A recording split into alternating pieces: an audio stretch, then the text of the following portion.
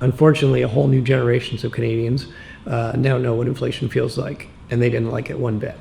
And it's very clear right now, our main job is to make sure that the current global upheaval does not become an inflation problem. A tariff problem does not become an inflation problem.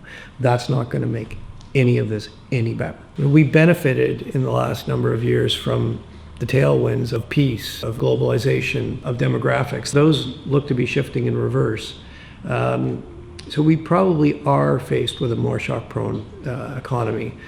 And many more of those shocks are probably going to be supply shocks. And those are more difficult for monetary policy. So, what is the playbook for monetary policy in the face of more supply shocks? I think, that's a question many central banks are considering. A second question in Canada is around housing. Housing affordability is a big issue in Canada. And obviously, what happens with interest rates is tied into housing affordability. What I will say is when interest rates were really low, houses prices were going up fast, and we had a housing affordability problem. When interest rates went up a lot, the cost of carrying your mortgage was much higher, and we had a housing affordability problem. So I think the message here is that monetary policy is not going to solve this problem, and I think you are seeing recognition of that across all levels of government. But I do think the framework review is a time to reflect on what can monetary policy do and what can it not do. I'm not saying it hasn't been difficult for Canadians. Nobody liked higher inflation. Nobody liked the rapid increases in interest rates.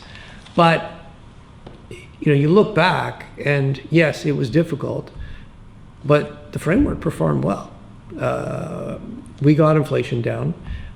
We didn't cause a recession to get inflation down. And, to be frank, until President Trump started threatening the Canadian economy with new tariffs, we were actually seeing growth pick up. The unemployment rate started to fall.